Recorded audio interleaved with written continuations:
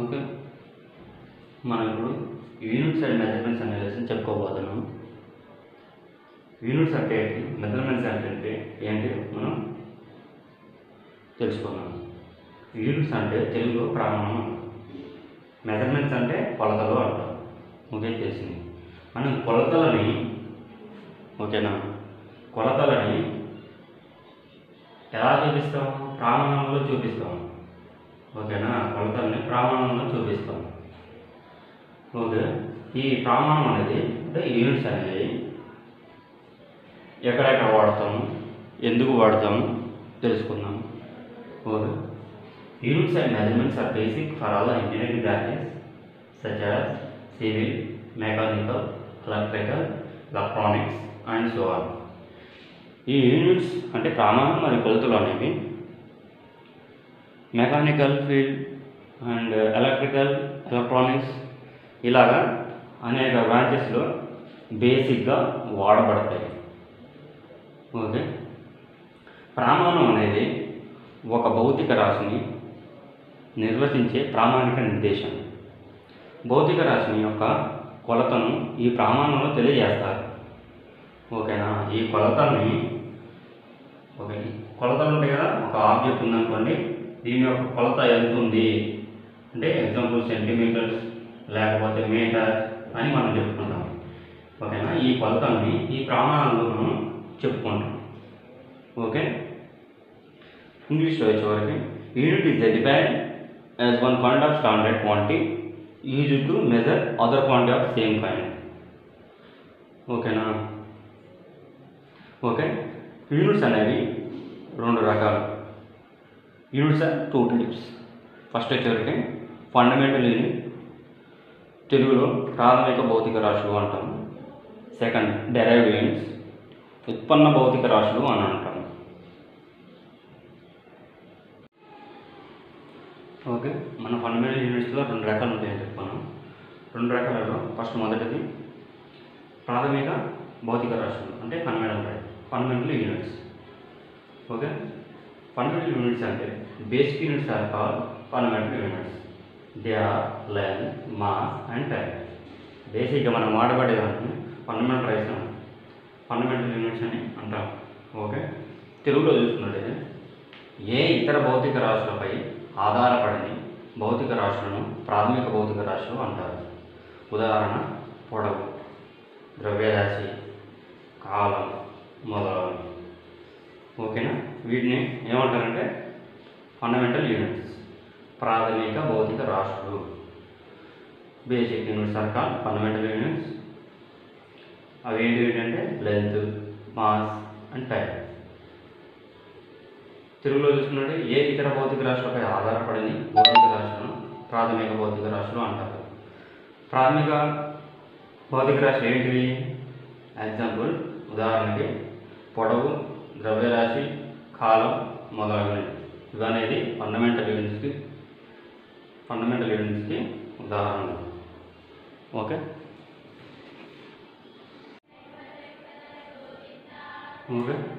ఇప్పుడు మనం types of యూనిట్స్లో సెకండ్ది, ఫస్ట్ది ఫండమెంటల్ యూనిట్స్ మనం చెప్పుకున్నాము. నెక్స్ట్ సెకండ్ వచ్చేవారికి రెండవది డెరైవ్డ్ యూనిట్స్. డెరైవ్డ్ యూనిట్స్ అంటే ఉత్పన్న భౌతిక రాశులు అంటారు. ఓకేనా, అంటే ఇవి the units which is derived from the fundamental units is known as derived units. ఈ యూనిట్స్ అనేవి ఈ ప్రమాణాలు డెరైవ్డ్ ప్రమాణాలు అనేవి మనం ఫస్ట్ ఫండమెంటల్ యూనిట్స్ అని చెప్పుకున్నాం. వాటి నుంచి వచ్చిన వాటిని డెరైవ్డ్ యూనిట్స్ అని అంటాం. Okay, example area, volume, speed, pressure. Okay, తెలుగులో చెప్పుకుంటే ప్రాథమిక రాశులపై ఆధారపడే భౌతిక రాశులను ఉత్పన్న భౌతిక రాశులు అంటారు. ఉదాహరణకి వైశాల్యం, సాంద్రత, వేగం, బలం, ప్రెజర్ అంటాం బలం. ఓకే, ఈ ప్రాథమిక రాశులపై ఆధారపడే భౌతిక రాశులను ఉత్పన్న భౌతిక రాశులు అంటారు. ఈ ఉత్పన్న భౌతిక రాశులను ఏ ప్రమాణంలో చూపిస్తారు అంటే metre per second, newton, kilogram metre cube మొదలగునవి. ఓకే, మీకు అర్థమైంది అనుకుంటున్నాను. ఫండమెంటల్ యూనిట్స్ అనేవి లెంత్, ఓకే, ఫండమెంటల్ యూనిట్స్ అంటే length, mass, next time. Fundamental units నుంచి వచ్చినవి ఈ డెరైవ్డ్ యూనిట్స్. ఈ డెరైవ్డ్ యూనిట్స్ అనేవి ఫండమెంటల్ యూనిట్స్ మీద ఆధారపడతాయి కాబట్టి, ఓకేనా, మనం మీటర్ పర్ సెకండ్ అంటాం. ఇక్కడ లెంత్ అనేది మీటర్లో తీసుకుంటున్నాం. ఈ లెంత్ అనేది ఫండమెంటల్ యూనిట్స్ ప్రమాణం కాబట్టి మీటర్ పర్ సెకండ్, ఈ ప్రమాణం వచ్చేది మీటర్ పర్ సెకండ్ అనేది ఉత్పన్న రాశులు ఇక్కడ నుంచి వచ్చిందే ఈ మీటర్ పర్ సెకండ్ కాబట్టి మనం ఉత్పన్న భౌతిక రాశులు అంటాం. ఓకే, క్లియర్గా అర్థమైంది అనుకుంటా.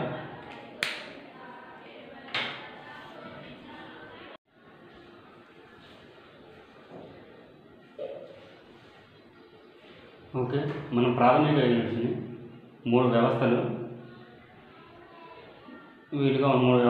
మనం 3 సిస్టమ్స్గా చూసుకుంటాం.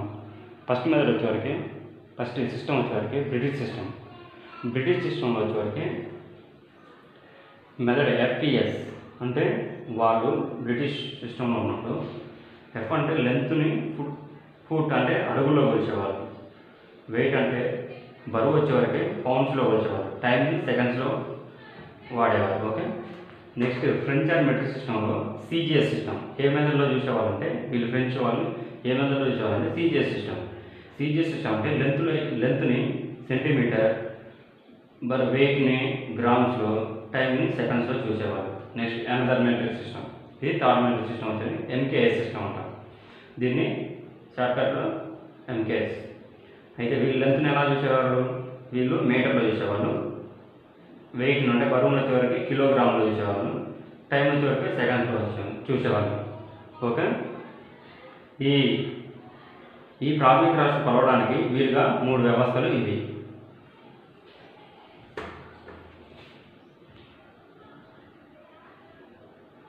ఓకే, మనం ఇందాక 3 పద్ధతులు చూసాం కదా, ఆ పద్ధతిలో 3 పద్ధతులు ఎందుకు కన్ఫ్యూజ్ అవుతుందని అంతర్జాతీయ వ్యవస్థ ఏం చేసిందంటే international system.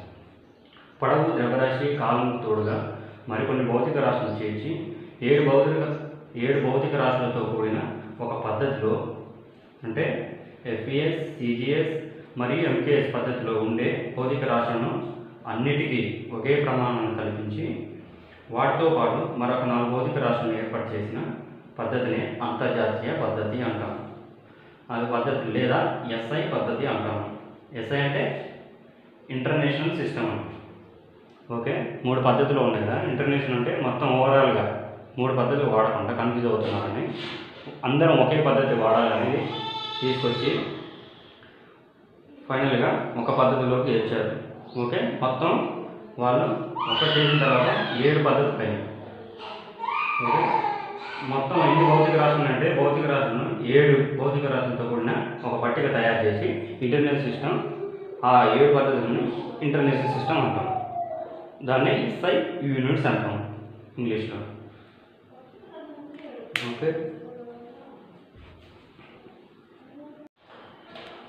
Okay, international system ఒక పద్ధతిలోకి మొత్తం ఈ 3 సిస్టమ్ ఏమో వాడతామని ఇంటర్నేషనల్ అంతర్జాతీయ వ్యవస్థ ఏం చేసిందంటే వాళ్ళే ఒక సిస్టాన్ని ఇంట్రొడ్యూస్ చేశారు. అదేంటి, MKS నుంచి CGS నుంచి.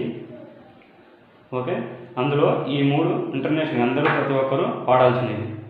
ఓకే, వీటిని బేసిక్ యూనిట్స్ అంటాం. యూనిట్ మనం ఏం వాడతాం, సింబల్ వేట్లో చూపిస్తాం మనం. ఓకే, లెంత్కి వచ్చేవరకు మీటర్, లెంత్ వచ్చేవరకు బేసిక్ యూనిట్ ఏంటి లెంత్, యూనిట్ అంటే మీటర్ చేస్తాం, సింబల్ వచ్చేవరకు M అని చూపిస్తాం. Okay, next basic mass, next unit వచ్చేవరకు మాస్ యూనిట్ కిలోగ్రామ్, సింబల్ వచ్చేవరకు kg. నెక్స్ట్ టైం ఒక యూనిట్ ఏంటి సెకండ్ సింబల్ ఏంటి S అని యూజ్ చేస్తాం. Electric current. Okay, electric unit ఏంటి యాంపైర్, క్యాపిటల్లో చూపిస్తాం సింబల్ వచ్చేవరకు. Temperature unit temperature unit kelvin వచ్చేవరకు కేలో చూపిస్తాం. Okay, amount of substance mole. Amount of substance యొక్క యూనిట్ ఏంటంటే మోల్. మోల్ ఏ సింబల్లో చూపిస్తాం? MOLN. Luminous intensity. Okay, luminous intensity యొక్క యూనిట్ ఏంటంటే క్యాండిలా. క్యాండిలాని CDలో చూపిస్తాం. Okay, next supplementary units. ఇవి 2 సప్లిమెంటరీ యూనిట్స్ అంటాము. అందులో 2 ఉంటాయి. వచ్చేవరకు ఫస్ట్ది ప్లేన్ యాంగిల్. ప్లేన్ యాంగిల్ యొక్క యూనిట్ ఏంటంటే రేడియన్. ఏ సింబల్లో చూపిస్తా అంటే RAD. Next solid angle. Solid angle యొక్క యూనిట్ ఏంటంటే స్టెరాడియన్. యూనిట్ వచ్చేవరకు స్టెరాడియన్. ఏ సింబల్లో చూపిస్తామంటే SR అని చూపిస్తాం. ఇది అంతర్జాతీయ వ్యవస్థ ఫైనల్ చేసిన యూనిట్స్ అన్నమాట, బేసిక్ యూనిట్స్. ఓకే, మనం యూనిట్స్ సింబల్ అని చెప్పుకున్నాము. యూనిట్స్ రాసే ముందు మనం మైండ్లో గుర్తుపెట్టుకోవాల్సిన కొన్ని అంశాలు 3 ఉన్నాయి. అది కంపల్సరీ గుర్తుపెట్టుకోవాలి. ఎప్పుడైతే మనం యూనిట్స్ రాస్తామో always write units singular. Units అనేవి మనం రాసేటప్పుడు యూనిట్స్ అనేది ఏకవచనంలోనే ఉండాలి. ఎగ్జాంపుల్ సెంటీమీటర్, 10 సెంటీమీటర్స్ ఉందా? 10 centimetre, this is correct. Okay, don't write in plural, అంటే యూనిట్స్ని బహువచనంలో రాయకూడదు. ఎగ్జాంపుల్ 10 సెంటీమీటర్స్ అని ఇలా రాయకూడదు, ఇది తప్పు. Okay, always right in singular word. మనం 10 సెంటీమీటర్స్లోనే రాయాలి, అది correct. Next don't put full stop after the unit. Okay, అంటే మనం ఫర్ ఎగ్జాంపుల్ 10 సెంటీమీటర్స్ కామన్గా అందరూ లాస్ట్ ఎండింగ్ వచ్చేవారికి ఇలా ఫుల్ స్టాప్ పెడతారు, అలా పెట్టకూడదు, అది రాంగ్ అన్నమాట. ఓకే, 10 సెంటీమీటర్స్ అంతే, వదిలేసేయాలి. Okay, when a number has more than 10, third point, when a number has more than 10 at the end, అంటే ఒక సంఖ్యకి ఒక 0 కంటే ఎక్కువ ఉంటే it can be written as the power of 10. మనం ఒక సంఖ్యకి 0 కంటే ఎక్కువ సున్నాలు వస్తే, ఒక 0 కంటే ఎక్కువ వస్తే మనం పవర్ ఆఫ్ ఇలా రాసుకోవచ్చు. ఓకే, 220 ఫర్ ఎగ్జాంపుల్ 25,000 ఉంది. దాన్ని మనం ఎలా రాసుకోవచ్చు? 245 into 10 to the power of 3. 10 to the power of 3 అంటే ఇక్కడ 3 సున్నాలు ఉన్నాయి కాబట్టి మనం నోట్ పెట్టాలి. Okay, 10 to the power of ఇలాగా రాసుకోవచ్చు. ఇవి కంపల్సరీ మన యూనిట్స్ అనేవి రాసేటప్పుడు మ్యాథ్స్లో ఎక్కడైనా సరే ఇవి మనం కంపల్సరీ గుర్తుంచుకోవాల్సిన విషయం. ఈ 3 కంపల్సరీ మర్చిపోవద్దు. ఓకే, వన్స్ అగైన్ ఒకసారి చెప్పుకుందామండి. Always write units in singular ఫామ్లో రాయాలి. Don't write in plural forms, బహువచనంలో రాయకూడదు. Do not put full stop అని పెట్టకూడదు. ఓకే, ఆఫ్టర్ ద యూనిట్ తర్వాత మనం ఫుల్ స్టాప్ అనేది పెట్టకూడదు. 3దో చెప్పి when a number has more than 10, ఒక నెంబర్కి ఒక సంఖ్యకి ఒక 0 కంటే ఎక్కువ ఉంటే, అంటే చివరిలో అట్ ద ఎండ్ చివరిలో 0 కంటే ఎక్కువ ఉంటే it can B return as the power of 10. For example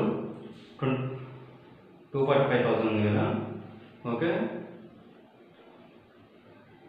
2,45,000 ఉంది కదా. It can B return as 245 into 10 to the power of 300 రాసుకోవచ్చు. ఇవి కంపల్సరీ అందరూ గుర్తుంచుకోవాల్సిన విషయం.